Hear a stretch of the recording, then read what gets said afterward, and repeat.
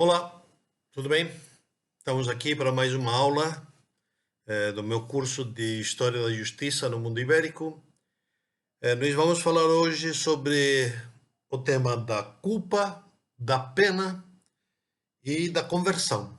Nós vamos fazer 3 vídeos. Neste primeiro vídeo eu vou falar especificamente sobre a questão da misericórdia e da culpa. Como é que tudo se encaixa dentro desta lógica da cosmovisão jurídica católica do mundo ibérico. No segundo vídeo vamos falar especificamente sobre as penas. Eu vou fazer uma pequena exposição sobre os crimes e as penas anexas a cada crime, coisa que não é nada fácil porque está tudo espalhado em diferentes textos e precisa fazer uma tarefa de recopilação. E depois, no último vídeo, vou falar alguns exemplos concretos de processos criminais onde toda essa teoria me parece que fica clara. Então, começamos fazendo uma pequena introdução. Há uma discussão historiográfica com relação a toda a temática do direito penal que está ancorada numa visão, já falamos disto, uma visão própria da contemporaneidade, própria do século XX, do século XXI. Então você tende a pensar da seguinte maneira: o antigo regime aparece como absolutista, como monárquico, como repressivo, como arbitrário, e as penas têm essas características. É algo desumano e cruel, e muitas vezes até perverso, repressivo, Por outro lado, tem o novo regime, aquele que começa com a codificação, já muito mais humano, muito mais humanista, século XIX, século XX e século XXI, que é mais republicano, mais democrático, mais iluminista, mais a favor dos direitos humanos, vamos chamar assim. E nesse sentido, por oposição a que a pena, no antigo regime, estava no capricho do rei ou do juiz, aqui a pena está, não propriamente no capricho, mas está prevista em lei. E isto dá uma tranquilidade e uma segurança jurídica grande, de que se a gente fizer as coisas bonitinho, não vamos ser punidos. E se fizermos as coisas erradas, seremos punidos conforme a lei. Muito bem. Então, qual é, vamos dizer assim, agora vamos entrar na questão a fundo. Qual é a consequência mais imediata que se pode tirar dentro de uma lógica que prevalece de que o juiz é árbitro e intérprete da lei, para efeitos de direito penal? Porque a questão toda era a seguinte: era ao juiz que cabia o arbítrio, a capacidade de adaptar-se à lei às circunstâncias do crime e, na medida do possível, visando a mitigação da pena, visando a misericórdia, o perdão e, em último termo, em última análise, o arrependimento do criminoso. A consequência imediata é que a lei, ao contrário do que se prevê hoje, não procurava nem criar um mundo melhor, nem punir o criminoso. O que a lei no antigo regime pretendia era a conversão do pecador, e, portanto, a salvação eterna. Não havia uma pretensão por parte de ninguém, quando se escrevia ou se ditava uma lei, uma pretensão de criar um mundo melhor. A lei servia apenas para conseguir a conversão interior do pecador. Estou falando do ponto de vista do direito penal. Então, por exemplo, Bartolo, no século XIV, já dizia que os antigos direitos conferiam ao juiz o arbítrio para impor a pena aos maus, uma vez reparada a maldade. Então, percebam, era preciso reparar a maldade, mas não apenas a maldade externa, objetiva, o mal causado, mas a maldade interna, aquele mal que estava dentro do coração da pessoa. Essa é a maldade difícil de reparar e é a que precisava ser reparada.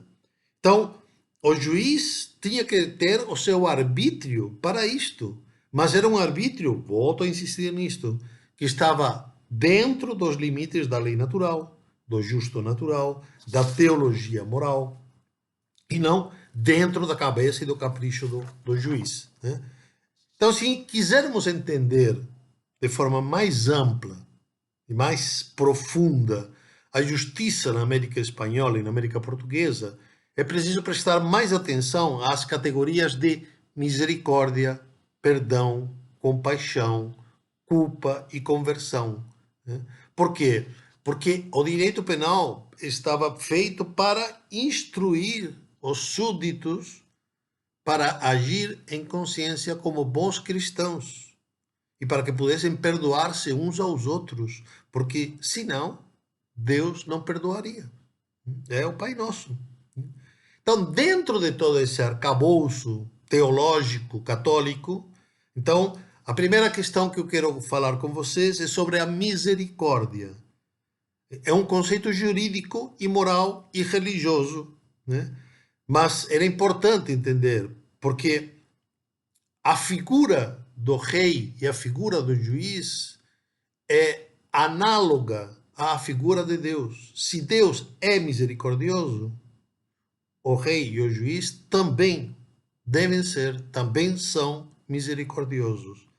Então, como é que se falava da figura do rei ou da figura do juiz? Na Bíblia, por exemplo, que Deus como tu, que perdoa a maldade e esquece o pecado. Não recebe para si a sua chateação, porque Deus se deleita na misericórdia. Então, se o rei, se o juiz é a imagem de Deus aqui na terra, o principal atributo da justiça do juiz é a misericórdia. Isso não era só uma questão do mundo católico, né? Sêneca, por exemplo, Sêneca diz, no Tratado sobre a Clemência, indica ao César que a clemência convém, por natureza, a todos os homens, mas especialmente é adequada aos imperadores. Na Idade Média e no Renascimento, temos imagens, temos emblemas, temos símbolos, temos desenhos. Um muito famoso, vocês podem procurar na internet, de Cesare Ripa, né? É um iconologista, um escritor do século XVI, que tem várias imagens sobre a justiça. Vocês podem procurar no Google imagens Cesare Ripa, justiça. Vai aparecer um monte de imagens. Todas elas, todas as diferentes justiças, né, são uma figura de uma mulher com os braços abertos em cruz, como Cristo, né? Menos a justiça rigorosa, que é uma caveira, né? Então, é significativo o símbolo, significativa a imagem, né? Está falando de algo que não quadra nas nossas cabeças modernas, né? Ainda outro texto, Las Partidas, do século XIII, o primeiro texto tratado sobre as leis feito em Castela. Misericórdia es merced y gracia que señaladamente deben tener los emperadores, los reyes y otros grandes señores, porque deben julgar e manter as suas terras. Então, os reis, os príncipes, os imperadores que devem julgar, devem ter misericórdia, mercê e graça. O próprio, nas próprias partidas, né, nas partidas, se insiste, né, de que essa é a faculdade específica do rei, né, que legitimava a sua autoridade sobre os seus súditos, a misericórdia, a capacidade de perdoar, né? Porque era algo próprio de Deus e algo próprio do rei e do imperador, porque juntava as duas figuras. O rei passava a ser um rei sacerdote. Com relação à função do juiz, por exemplo, as partidas diz o seguinte, estou traduzindo, porque o texto em castelhano antigo fica um pouco difícil de entender.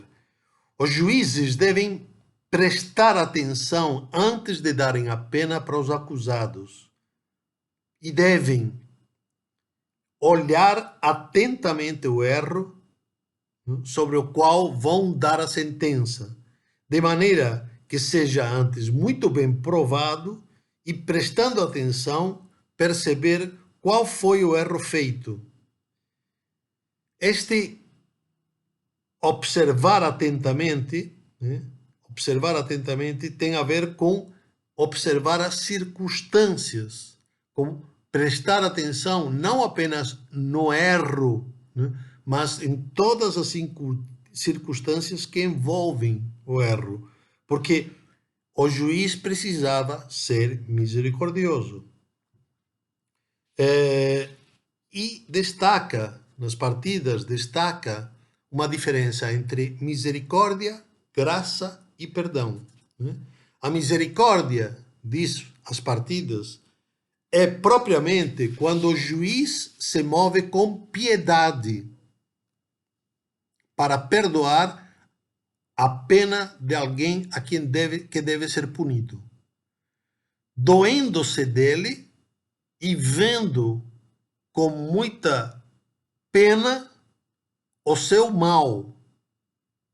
Interessante isto. É isto que caracteriza a misericórdia.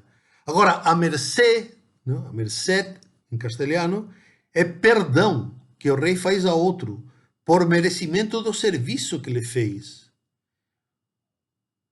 Então, a mercê é um perdão que é dado pelo merecimento de algo que foi feito.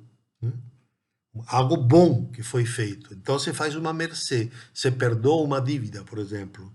Na misericórdia, não se fez algo bom, se fez algo mal, algo ruim. Mas, em lugar de castigar, se perdoa o erro. Por quê? Porque o rei se dói. O rei fica com dó da pessoa que errou. E a graça não é perdão, mas é um dom que faz o rei a alguns, que poderia não fazer se quiser. Então, vejam, são termos próximos, são termos quase que sinônimos, mas são diferentes. Então, o que importa é entender o seguinte, que a misericórdia faz parte, sim, da justiça. Não há justiça sem misericórdia, e não há misericórdia sem justiça. Normalmente isto a gente não pensa.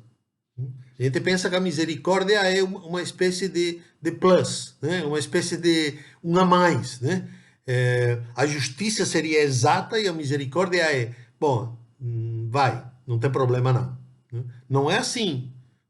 A justiça consiste em ser misericordioso. Aqui, assim, entendemos claramente a forma de entender a justiça. Logicamente, isso não deveria ser sempre em todos os casos, da mesma forma que Deus não é sempre em todos os casos.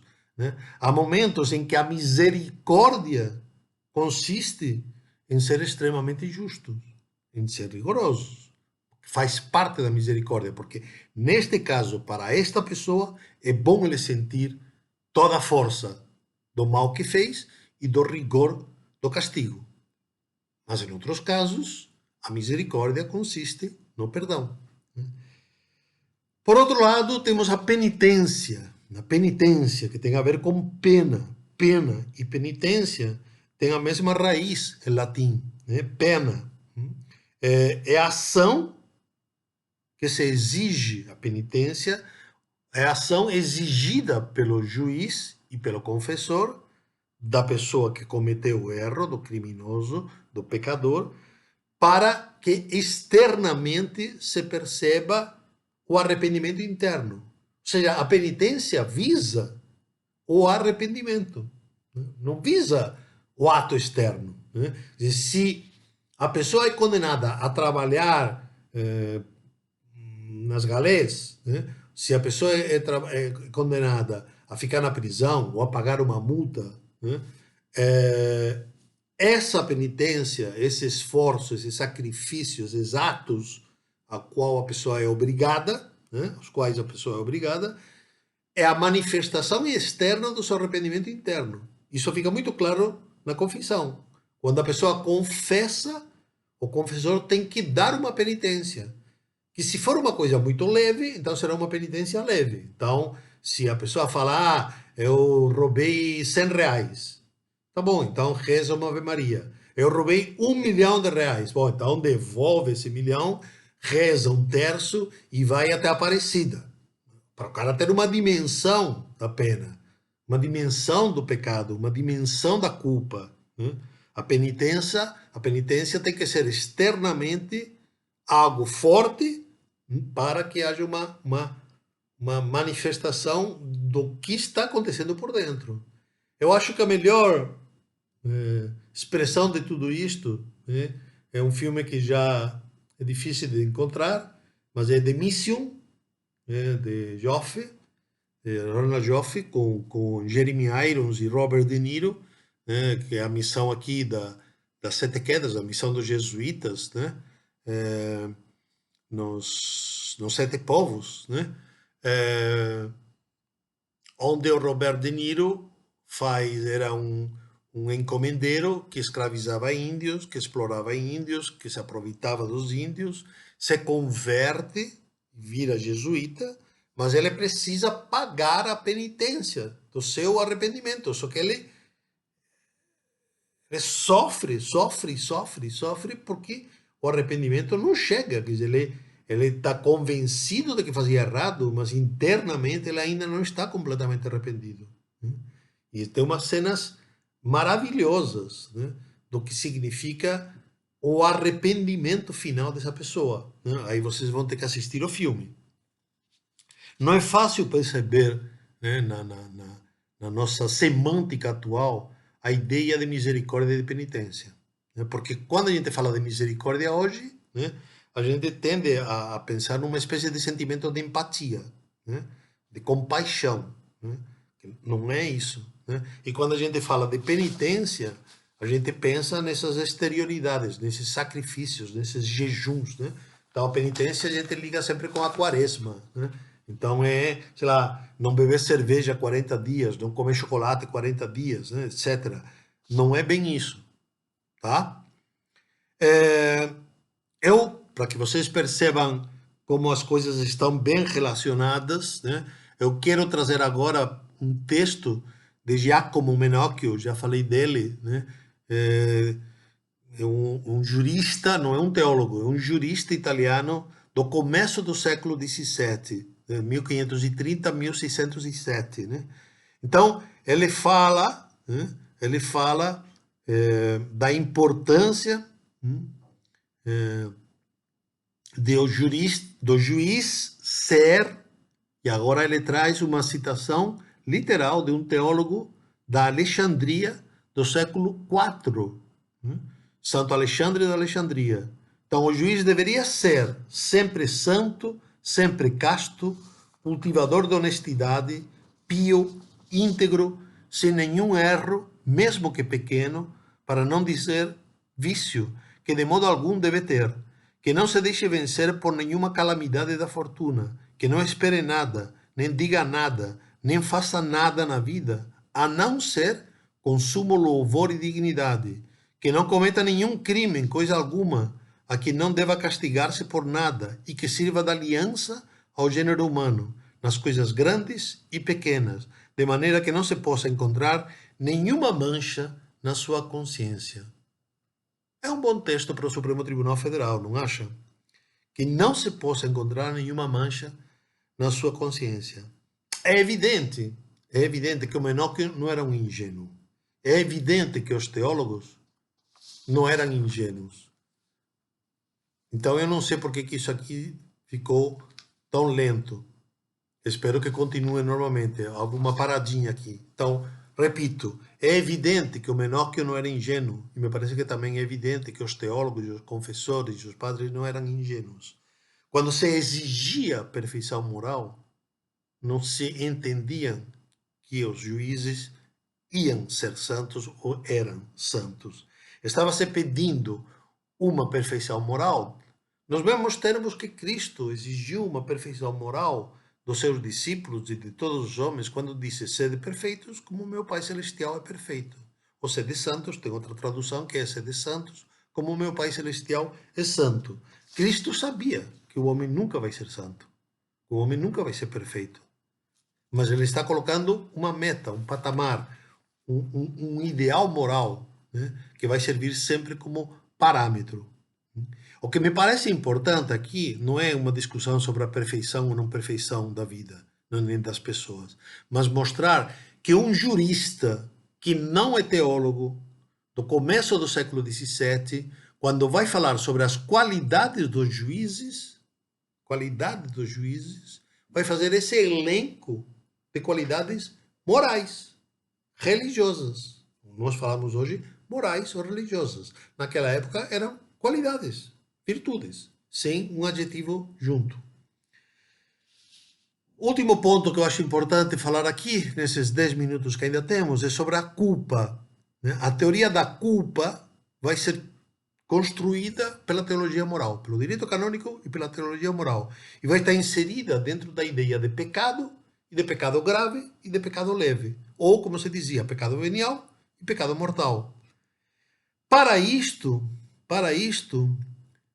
vai se insistir, né, por meio do direito canônico e por meio da teologia moral, em que os juízes confessores prestem atenção ao seguinte: para impor a pena, para determinar a pena. Estamos entrando numa discussão de como é que se determina uma pena concreta para um pecado concreto. É preciso olhar para o seguinte: causa, pessoa, tempo, lugar, qualidade, quantidade e fato. Então, tudo isto está determinado no Concílio de Latrão, em 1215, para os confessores. E isto é precisamente o que depois, na teoria do direito penal do século XVIII ou do século XIX, vai ter a ver com as circunstâncias agravantes e as circunstâncias atenuantes. Dentro de uma lógica da teologia moral, onde está se discutindo dolo e culpa, ou seja, uma intenção torta, dolo, e uma negligência banal, superficial, um não prestar atenção, culpa. Uma coisa vai dar um pecado venial, outra coisa vai dar um pecado mortal.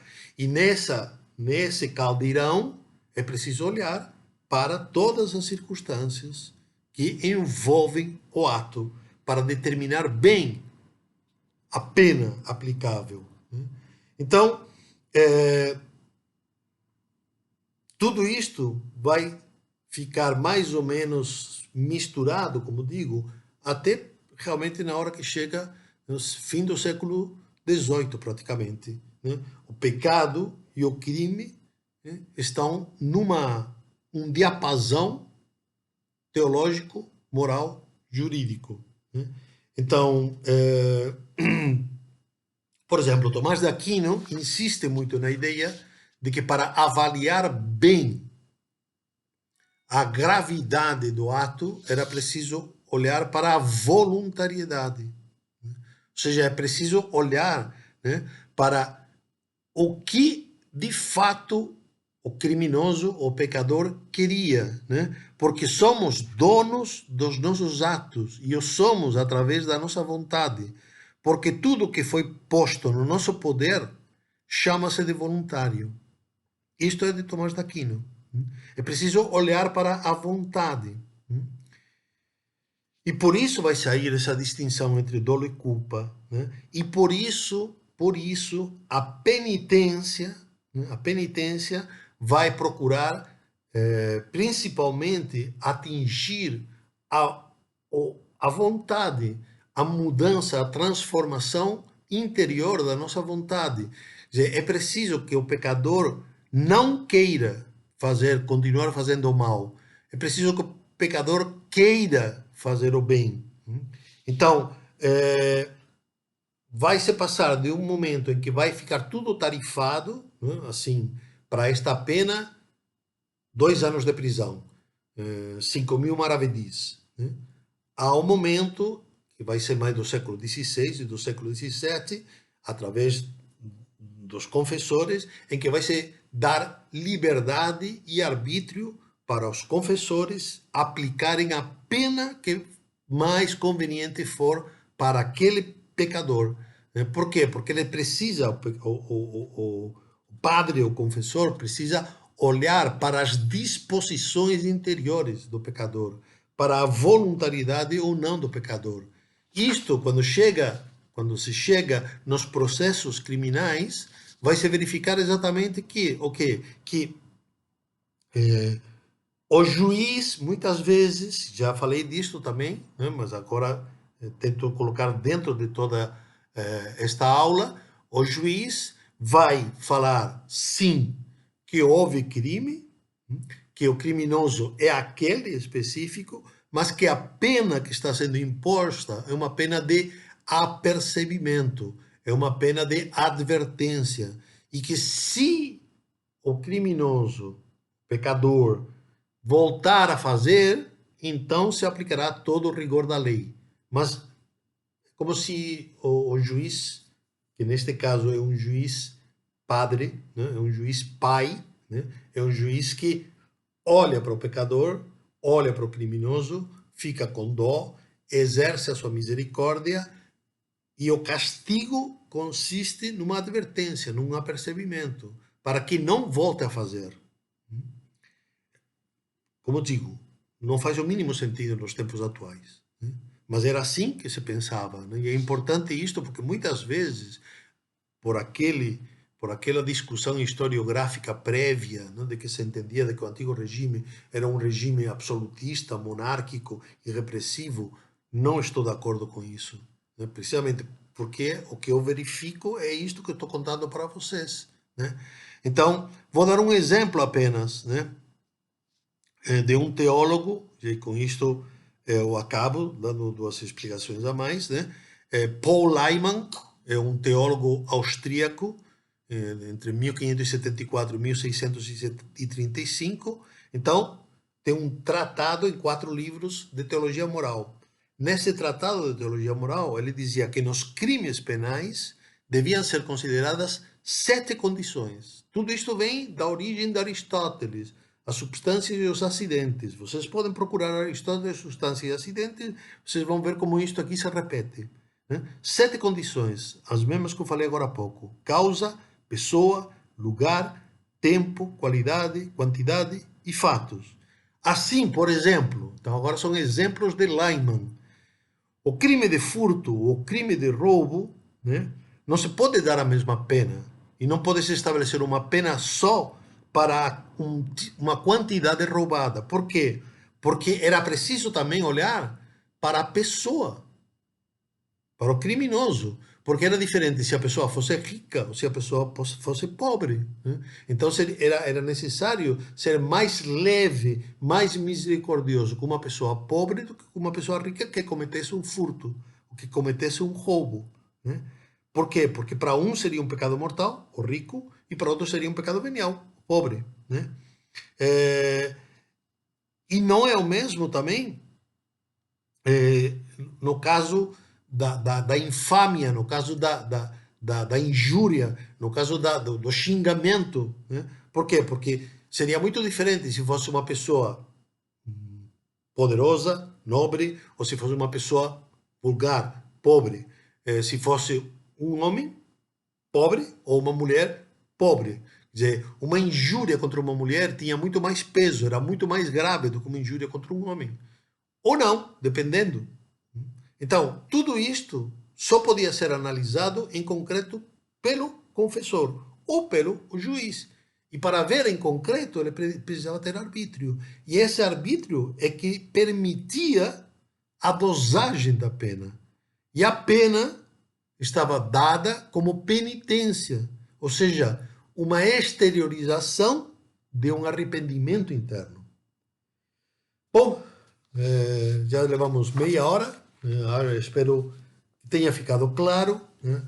Tenho consciência de que esses temas não são temas esperados quando se fala de história da justiça, mas acho que são necessários, né? E extremamente importantes para entender com profundidade toda essa temática.